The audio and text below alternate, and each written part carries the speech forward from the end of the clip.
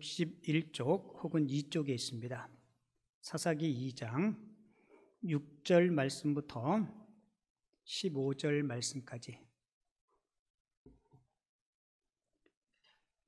한 절씩 교독하도록 하겠습니다. 사사기 2장 6절로 15절까지. 성경 글씨가 작으면 앞에 자막 준비되어 있으니까 자막 보시고요. 그리고 성경책은 꼭 찾으십시오.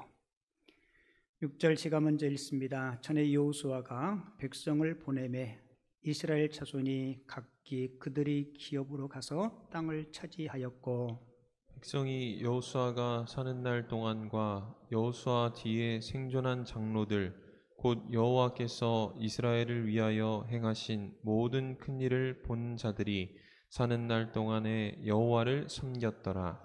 여호와의 종 눈의 아들 여호수아가 110세에 죽음에 우리가 그의 기업의 경내 에브라임 산지 가하스산 북쪽 딥낫 헤레스에 장사하였고, 그 세대의 사람도 다 그 조상들에게로 돌아갔고, 그 후에 일어난 다른 세대는 여호와를 알지 못하며 여호와께서 이스라엘을 위하여 행하신 일도 알지 못하였더라.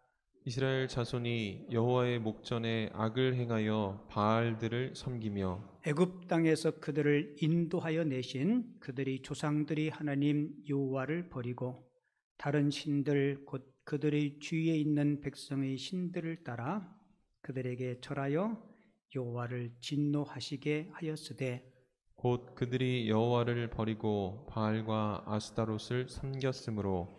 2절 말씀 같이 읽습니다. 여호와께서 이스라엘에게 진노하사 노략하는 자의 손에 넘겨주사 그들이 노략을 당하게 하시며 또 주위에 있는 모든 대적의 손에 팔아 넘기심에 그들이 다시는 대적을 당하지 못하였으며, 그들이 어디로 가든지 여호와의 손이 그들에게 재앙을 내리시니 곧 여호와께서 말씀하신 것과 같고 여호와께서 그들에게 맹세하신 것과 같아서 그들의 괴로움이 심하였더라. 아멘. 오늘 읽은 본문 말씀을 가지고 갑진유산이라는 제목으로 하나님이 주시는 귀한 은혜와 교훈을 함께 상고하도록 하겠습니다. 목포에서 목회를 하시는 어떤 목사님이 계신데요. 이거 실제로 있었던 이야기인데, 이 목사님의 별명이 샬롬 목사님이에요. 이 목사님은 길을 가다가 누구를 만나든지 샬롬 샬롬 그렇게 인사를 했다고 해요. 하루는 길을 가는데 반대편에 오는 중년의 남성이 얼굴이 굉장히 시커먼 거예요. 그분을 보자 그분에게도 샬롬 그렇게 인사를 드렸다고 합니다. 근데 그분이 이 목사님의 인사를 받고 그 주간부터 목사님이 섬기는 교회에 나와서 예배를 드리기 시작했다는 거예요. 예배를 드리고 끝나면 쏜살같이 나가고, 그러기를 한 석 달 정도 됐는데, 석 달쯤 되는 주일에 얼굴이 시커먼 분이 예배를 마치고 나가시면서 목사님에게 그날따라 인사를 하고는, 목사님, 제가 목사님 식사 한번 대접하겠습니다. 그래서 이 목사님이 알겠다고 그래서 정해진 때 식당에 갔는데, 식당에서 식사를 하면서 목사님에게 자기 자신의 인생에 대해서 쭉 이야기하더래요. 고향도 이야기하고 가족도 이야기하고, 그러면서 자기는 사업에도 성공했고 돈도 많이 벌었고 명예도 좀 얻었고 그리고 우리 가정도 참 다복하고, 근데 어느 날부턴가 자꾸 몸이 이유도 없이 피곤하고 의욕도 없고, 그리고 얼굴의 피부색이 자꾸 이렇게 검어져서 병원에 가서 검사를 해봤더니 의사 선생님이 검사 결과 당신은 간암 말기입니다. 앞으로 살으면 3개월 정도밖에 살지 못한다고 시한부 생명을 선언한 거예요. 여러분, 얼마나 충격이 컸겠어요. 가족도 걱정하고 회사의 사람들도 걱정하고 만나는 모든 친구들도 다 걱정하고, 이 사람 죽게 됐으니까 얼마나 안타까우냐고 염려하고, 누구를 만나도 자신은 죽을 놈이라고 그렇게 생각을 하는 거예요. 그런데 어느 날 맥없이 길을 가다가 목사님을 만났는데 목사님이 자신에게 살롬 그렇게 이야기했다는 거예요. 주변의 모든 사람은 저 사람 죽을 놈이야, 죽을 거야 라고 생각하는데 목사님은 자기를 뭐라고 이야기했다고요? 살롬. 그래서 그래, 나는 죽을 놈이 아니고 살롬이다. 그래서 그 살롬이라는 이야기를 듣고 그 교회를 출석하기 시작했다는 거예요. 그래서 가서 목사님을 통해서 설교도 듣고 예배도 드리고, 이렇게 예배를 드리다 보니까 이 마음이 평안해지더래요. 그래서 조금씩 운동도 하고 입맛도 돌아오고. 그런데 3개월이 지났는데 의사가 3개월밖에 못 산다고 했는데 3개월이 지났는데 자기가 살아있는 거예요, 멀쩡하게. 그래서 목사님한테 너무 감사해서 목사님을 식사 대접하면서 목사님만 저를 살롬이라 그랬고 나머지 모든 사람은 다 죽을 놈 취급했는데, 사실 목사님의 인사는 뭐였어요? 같이 해보겠습니다. 시작. 샬롬. 그런데 뭐라고 들었어요? 살롬. 이렇게 들은 거예요. 우리 옆 사람한테 인사 한번 하겠습니다. 살롬. 그랬더니 어떤 분은 살련 이렇게 하는데 그거는 욕이에요. 근데 정말 샬롬의 기적이 그분한테 일어난 거예요. 여러분 얼마나 감사하겠어요. 먼저 이 마음이 평안하니까 생각이 변하고 몸이 변하고, 그래서 3개월이 지났음에도 불구하고 피부 색깔이 좋아지고. 여러분, 하나님은 항상 저와 여러분들에게 놀라운 샬롬의 평안을 주시는 하나님이심을 기억하시기 바랍니다. 우리가 요즘 살아가는 이때 이 샬롬의 평안을 놓치는 때가 참 많아요. 저도 여러분들도 누군가에게 소망이 되고 위로가 될 수 있는 샬롬의 사람들이 꼭 되시기 바랍니다. 여러분, 맥도날드 알죠? 맥도날드의 매출이 세계에서 가장 빠르게 늘어난 나라가 우리 한국이래요. 그래서 맥도날드 회장이 우리 한국을 방문했는데요, 그가 한국에 방문해서 깜짝 놀란 것을 봤습니다. 세계에서 유일하게 햄버거를 오토바이를 타고 집에다가 배달해 주는 나라가 대한민국밖에 없더랍니다. 그래서 그 맥도날드 회장이 그 배달하는 오토바이를 한번 타보는 그런 경험도 하고요. 그래서 우리 대한민국을 보면 뭐든지 배달이 잘 돼요. 그죠? 그 앱 있죠? 배달의 민족. 그래서 우리나라가 무슨 민족이에요? 배달의 민족. 배달만 잘하는 게 아니고 우리 대한민국을 보면요, 이 복음의 배달도 참 잘 됐어요. 그래서 대한민국 인구 가운데 25%, 1200만 성도가 됐습니다. 그런데 교회학자들, 신학자들의 말에 의하면 우리 대한민국의 기독교 인구가 앞으로 코로나 끝나고 나면 600만, 50% 정도로 줄 것이라고 예측하고 있어요. 여러분, 우리는 배달의 민족, 그것도 복음의 배달의 민족인데 이 사명을 점점 우리가 놓치고 있어요. 이 사명이 점점 시들해지고 있습니다. 그리고 더 심각한 것은 이 심각성과 이 위기를 우리가 느끼지 못하고 있다는 겁니다. 러시아의 역사학자인 알렉산더 솔지니친이 러시아 역사를 50년 이상 연구한 러시아 역사의 증인이에요. 이 솔지니친이 책 가운데 공산주의가 지배하는 지역의 종교라는 책에서 그가 이런 이야기를 했습니다. 러시아의 혁명으로 무고한 생명 6천만 명이 희생을 당하게 돼요. 근데 6천만 명이 희생을 당한 이런 비극의 원인을 그는 그의 책에서 이렇게 소개합니다. 사람들이 하나님을 잊어버렸기 때문에 러시아 혁명으로 6천만 명이나 되는 무고한 생명들이 희생을 당하게 되었다라고. 알렉산더 솔제니친의 이러한 분석은요, 러시아의 역사에만 해당하는 것이 아닙니다. 3400년 전 이스라엘 백성들의 역사에도 이와 같은 일을 찾아볼 수가 있어요. 오늘 본문이 그 이야기를 하고 있어요. 오늘 본문 14절과 14절에 보면 이스라엘 백성들에게 심각한 괴로움과 고통하는 모습을 발견할 수 있는데요. 왜 이스라엘 백성들이 이런 일을 당했을까? 본문 14절에 보면 여호와께서 이스라엘에게 진노하사 노략하는 자의 손에 넘겨주사 그들이 노략을 당하게 하시며 또 주위에 있는 모든 대적의 손에 뭐 했다고요? 팔아 넘기심에 그들이 다시는 대적을 당하지 못하였다라고 이야기하죠. 하나님이 심히 진노하사 노략하는 자의 손에 이스라엘 백성을 넘겨버립니다. 모든 대적의 손에 팔아버렸고 그래서 대적을 당할 수가 없었다라고. 그리고 그 다음 절에 보면 그들이 어디로 가든지 여호와의 손이 그들에게 뭐를 내려요? 재앙을 내리사 그들의 괴로움이 심하였더라라고 기록하고 있습니다.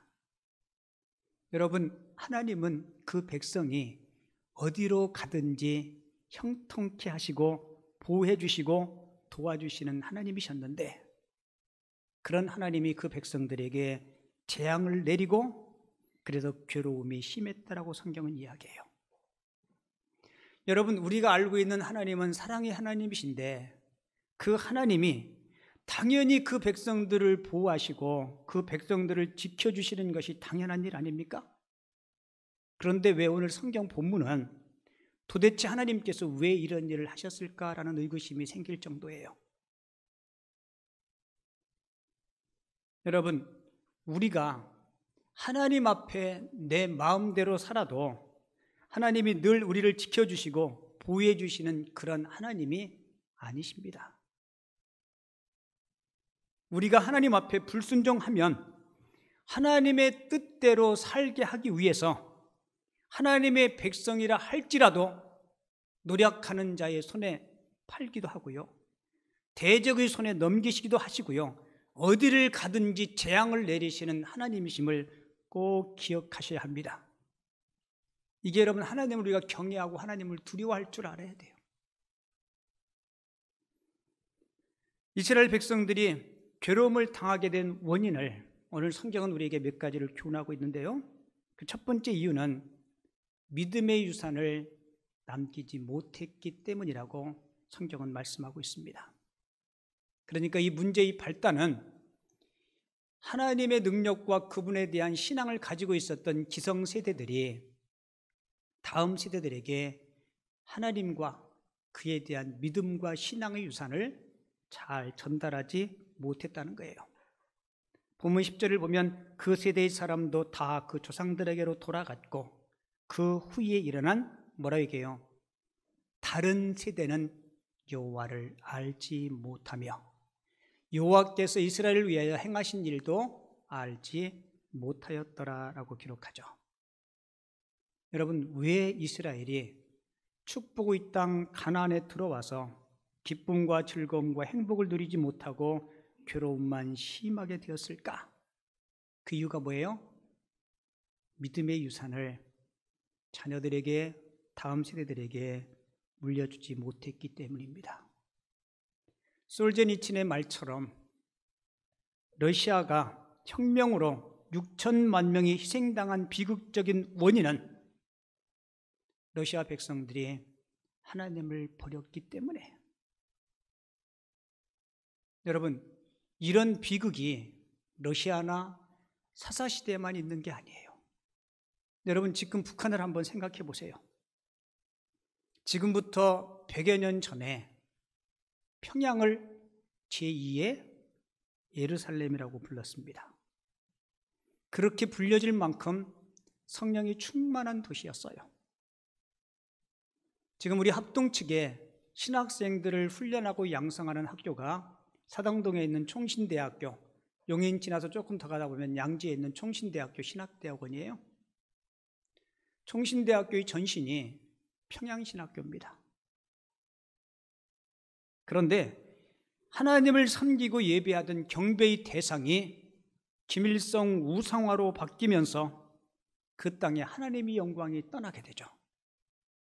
그래서 이가봇의 어둠이 북한 땅에 임하게 된 거예요.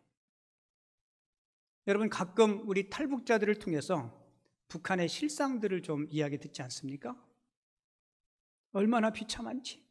차라리 내가 여기서 굶어 죽느니 중국을 가든 남한을 가든 내가 탈출하다가 총에 맞아 죽든 굶어 죽든, 그러면서 사람들이 탈출하는 사람들이 얼마나 많은지 몰라요. 여러분, 우리는 다음 세대에게 이런 비극을 물려줘서는 절대로 안 됩니다. 저 여러분들이 아들과 딸들, 우리 후손들, 그리고 교회의 다음 세대들에게 믿음의 유산을 물려주어서 하나님이 베풀어 주시는 복을 누리며 살게 해야 되는 거룩한 책임이 우리에게 있음을 꼭 기억하시기 바랍니다. 그리고 이스라엘 백성들이 괴로움을 당한 두 번째 이유는 하나님께서 행하신 일들을 그들이 알지 못했다는 거예요. 본문 10절 하반절에 보면 그 후에 일어난 다른 세대는 여호와를 뭐 했다고요? 알지 못하며 여호와께서 이스라엘을 위하여 행하신 일도 알지 못하였더라라고 기록하죠. 여러분, 어떻게 이스라엘이 1세대뿐만 아니라 2세대들도 하나님을 알지 못했을까? 보세요. 아마 이스라엘 2세대들도 아버지, 어머니들을 통해서 어떻게 애굽을 탈출했는지, 애굽 탈출과 하나님의 인도에 대한 이야기들을 분명히 들었을 겁니다. 그리고 광야 40년 동안 기적적으로 하나님께서 그들에게 베풀어 주신 그 은혜와 그 사건들을 그들이 들어서 알았을 거예요. 그러니까 하나님을 모른다는 말은 맞지 않습니다. 그리고 그들이 출애굽을 하고 가나안 땅에 들어와서 살면서 이스라엘 백성들은 항상 절기를 지켰어요. 여러분, 이스라엘의 절기는 하나님의 구속과 관련되어 있는 절기입니다. 매 절기 때마다 하나님을 섬기는 제사를 드리고 하나님의 은혜에 감사했는데 어떻게 출애굽 2세대들이 하나님을 알지 못했겠습니까? 근데 성경은 분명히 그들이 여호와를 알지 못했고 여호와께서 행하신 일도 알지 못했다라고 증언하고 있어요.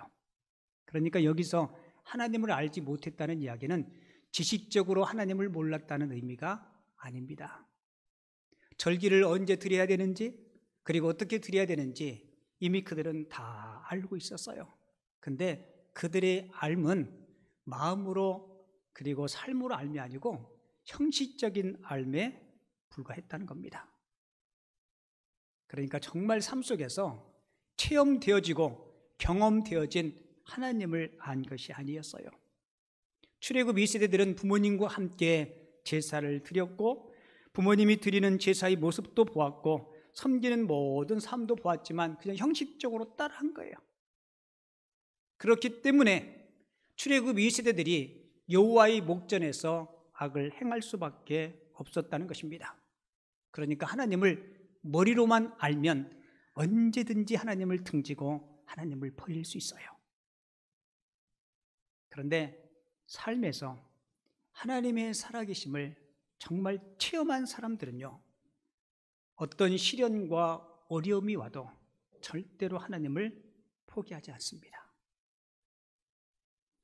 이런 경우의 예를 성경 여러 곳에서도 볼 수 있는데요. 사무엘상 2장에 보면 2장 12절에 보면 엘리 가문에 대한 이야기가 나와요. 엘리의 아들들은 행실이 나빠 여호와를 알지 못하더라라고 기록하고 있죠. 여러분, 엘리가 누구예요? 구약의 제사장입니다. 엘리의 아들은 홈리와 비느하스를 이야기하고 있어요. 그런데 엘리 제사장이 아들들과 함께 제사를 함께 드렸어요. 그리고 태어나면서부터 하나님에 대한 지식을 가르쳤습니다. 그들은 어떻게 하나님을 제사하고 어떻게 섬기는지 그들은 알고 있었어요. 그런데 성경은 뭐라고 이야기해요? 엘리의 아들들은 행실이 나빠 여호와를 알지 못했다라고 성경은 소개하고 있습니다. 무슨 얘기예요? 예배는 어떻게 드리는지, 제사는 어떻게 드리는지 지식적으로 다 알고 있어요. 그런데 마음 중심에 하나님에 대한 경외심, 하나님에 대한 두려움이 없었습니다. 그러니까 아버지하고 함께 제사를 드리다가 죄물에 욕심이 생기면 어떻게 해요? 죄물을 자기 마음대로 가져갔어요. 그리고 회막에서 수종드는 여인들과 동침했습니다.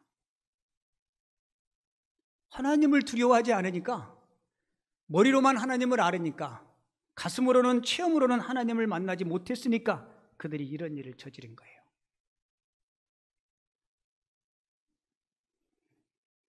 통계에 의하면 유치부, 초등부, 중고등부 학생들, 그리고 청년부 이렇게 올라갈수록 신앙을 가진 다음 세대들의 숫자가 급격히 줍니다. 특별히 중고등학교 잘 다니다가, 주일학교, 고등부 잘 다니다가 대학생이 되면 급격하게 신앙을 잃어버리는 청년들이 많아요. 어느 목사님이 앙케이트를 통해서 조사해 봤는데요, 학생 때까지 신앙생활을 잘하다가 대학생이 되고 청년이 돼서 교회와 신앙과 멀어지는 그 학생들에게 너 왜 그러냐 물어봤더니 이 얘기를 많이 했대요. 여러분, 어릴 적에는 부모님이 교회 가라 그러면 가요. 헌금도 주면 갔다가 잘 드려요. 근데 중학교, 고등학교 되고 청년이 되면 이제 나름대로 엄마 아빠가, 부모님들이, 주변 사람들이 하나님을 섬기는 모습들을 봅니다. 그런데 엄마 아빠가 주일날은 틀림없이 교회 가요. 가서 봉사도 하고 때로는 헌금도 드리고. 그런데 애들이 기가 막히게 알아요. 정말 온전한 마음으로 하나님을 섬기는지, 아니면 하나님이 두려워서 혹시 재난을 만날까 봐 하나님을 섬기는지 아이들이 많은 회의를 느낀답니다. 그리고 엄마 아빠가 섬기는 하나님의 모습을 보면서 저렇게 섬기면 안 되는데, 여러분, 정말 삶의 어떤 위기나 어려움에 봉착했을 때 어머니 아버지가 신앙으로 그 위기와 극복들을 하나님이 주시는 지혜와 믿음으로 잘 극복해 나가면 아, 정말 하나님이 살아계시구나 라는 것을 느낄 텐데, 예배 생활과 가정 생활과 사회 생활이 별반 다를 게 없는 거예요. 세상 사람과 다를 게 없는 거예요. 가치 판단을 할 때도 세상의 가치 판단으로 세상 것들을 판단하고, 그렇게 하니까 그들이 마음속에 정말 하나님이 살아계신가? 그런 회심 때문에 교회와 믿음에서 멀어지는 청년들이 많다고 합니다. 저와 여러분들이, 우리가 다음 세대 우리 아들과 딸들에게 신앙의 유산을 물려준다, 하나님에 대해서 가르친다, 그렇다고 해서 저와 여러분들이 여러분들이 신학을 공부해서 성경을 구체적으로 가르쳐 줄 수 있는 것도 아니고요.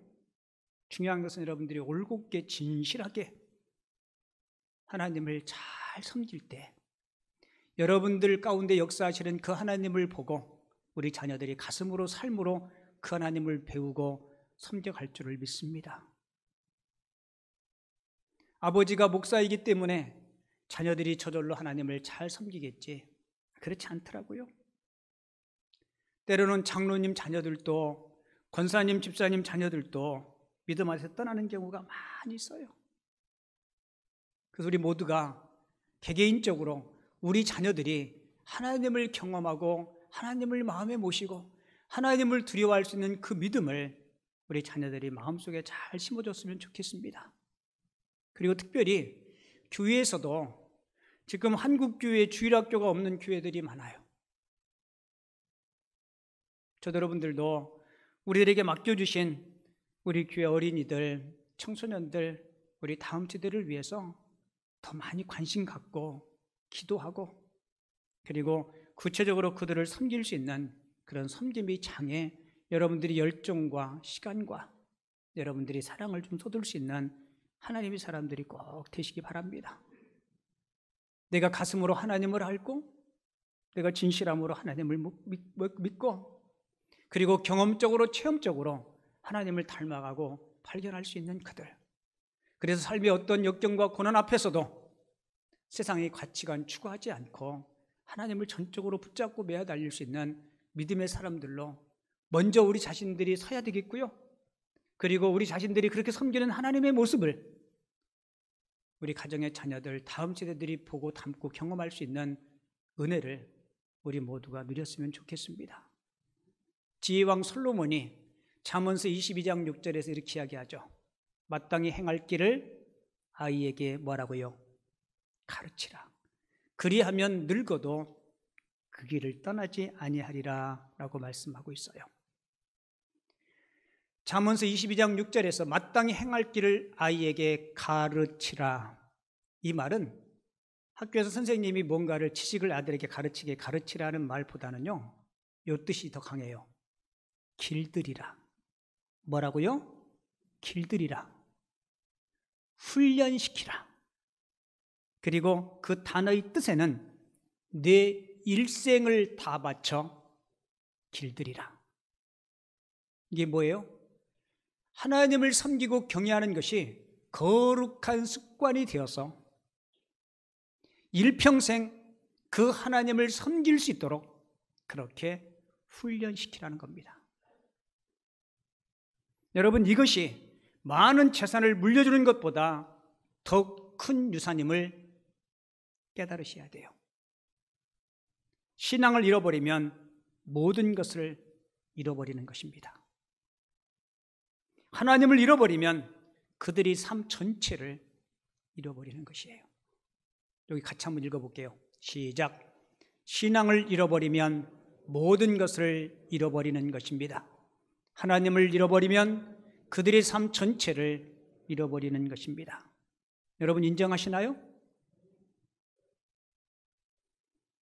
저도 여러분들도 우리 자녀들이, 다음 세대들이 믿음의 유산을 잘 물려받아서 진정으로 하나님을 바로 섬겨서 하나님이 주시는 그 은혜와 복을 누리며 살아갈 수 있는 은혜가 여러분들이 가정과 우리 김포 남연교회와 이 땅 가운데 풍성히 임할 수 있기를 주님의 이름으로 축원을 드립니다. 그리고 마지막 세 번째, 이스라엘이 괴로움을 당하게 된 원인은요, 하나님 앞에서 악을 행했기 때문이라고 성경은 소개하고 있어요. 여러분, 하나님이 자기 백성을로 하여금 노략질을 당하게 하시고 그리고 대적들에게 그들을 팔아버리고 어디를 가든지 재앙을 내리게 한 또 다른 이유를 성경은 이렇게 이야기해요. 본문 11절에 보면 여호와의 목전에 악을 행한 것 때문이라고 이야기합니다. 여호와의 목전에 악을 행한 것이 구체적으로 뭐예요? 가나안의 신들을 섬긴 거예요. 그리고 17절에 보면 하나님이 보내신 사자들에게 순종하지 아니한 것이라고 기록합니다. 그리고 다른 신들을 섬긴 것을 성경은 17절에 음행이라고 그렇게 표현해요.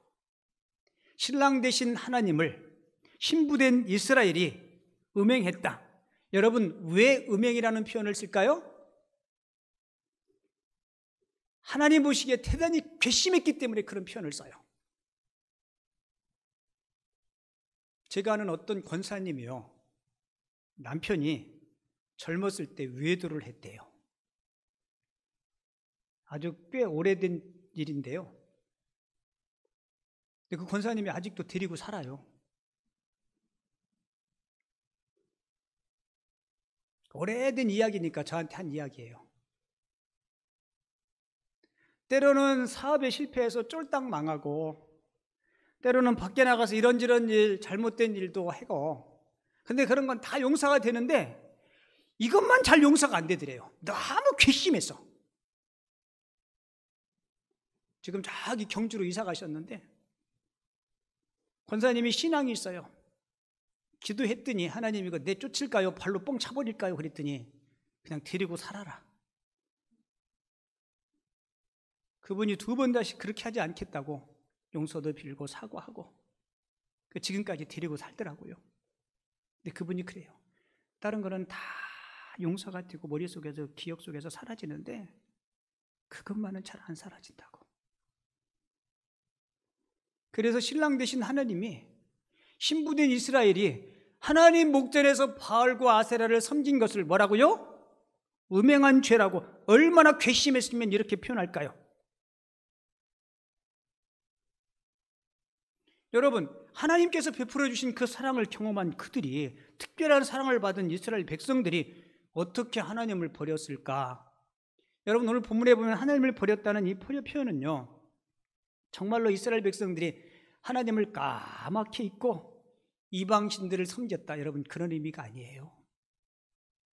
이스라엘 백성들은요, 단 한 번도 나 하나님 안 섬기겠습니다, 하나님 모릅니다, 그렇게 말한 적이 단 한 번도 없어요. 하나님을 완전히 잃어버린 적은 한 번도 없어요. 광야에서 우리를 인도하시고 불기둥, 구름기둥, 만나와 메추라기를 경험한 그들은 한 번도 하나님을 잊은 적이 없습니다. 근데 문제는 뭐예요?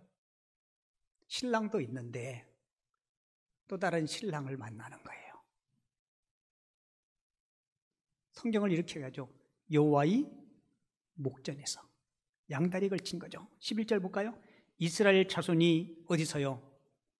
여호와의 목전에 악을 행하여 하나님과 더불어 이방신을 섬긴 것을 하나님을 버린 행위요, 하나님 앞에 음행을 저지른 것이라고 그렇게 표현하고 있습니다. 여러분, 왜 이스라엘 사람들이 바알과 아세라에게 마음을 뺏겼을까요? 그 바알과 아세라가 매력이 있어요. 바알과 아세라는 풍요의 신, 물질의 신입니다. 그것을 섬겨야만이 내가 부자가 될 것 같은 거예요. 그러니까 자꾸 그것에 마음을 뺏기는 거예요. 아세라를 섬겨야 풍요의 신이 있어서 우리들이 자녀들을 순풍순풍하게 낳을 수 있다는 생각들을 그들이 가진 거예요. 그러니까 그들의 생각은 뭔가 돈이 된다면 꿩을 잡는 게 매라고 수단과 방법을 가리지 않고 성공해야 된다라고 생각하니까 하나님을 섬기면서 바알과 아세라를 섬긴 것, 이것이 가나안의 가치관이었습니다.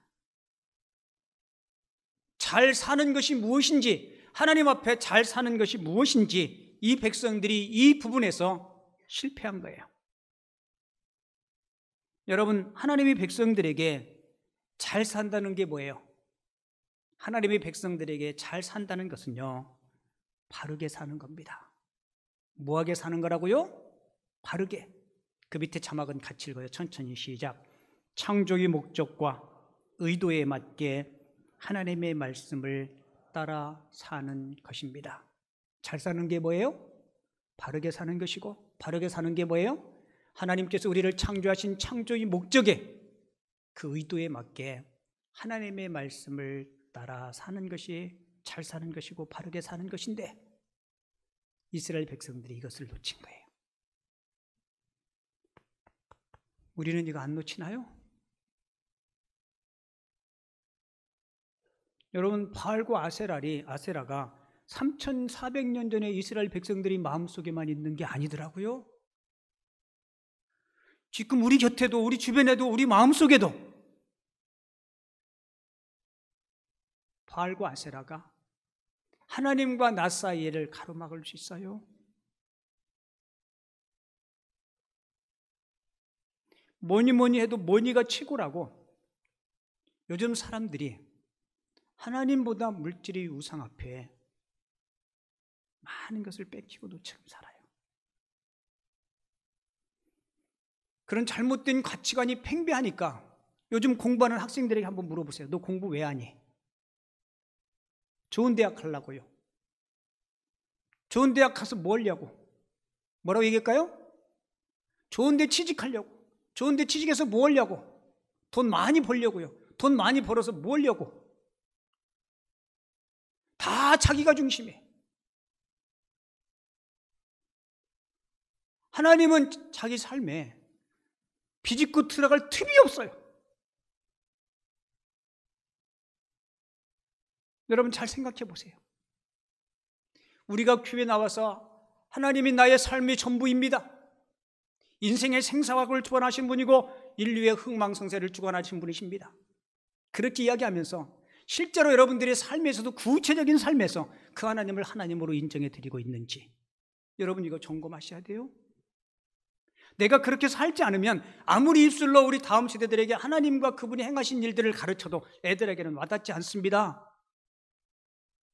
어머니는 돈 따라서, 물질 따라서, 아버지는 세상의 가치관 따라서 그렇게 살면서 주일날만 되면 옆구리에 성경책 쥐고 가서 내가 죽게 왔으니 복 달라고 찬송하는 그 모습이 얼마나 가증스럽게 보이겠어요. 여러분, 우리 코로나 전국 앞에 정말 하나님을 경외하고 하나님 앞에 우리 자신을 점검해 볼 수 있어야 돼요. 우리 한국 기독교가 갱신하고 앞으로 전진할 수 있느냐 없느냐, 어쩜 기로에 섰어요.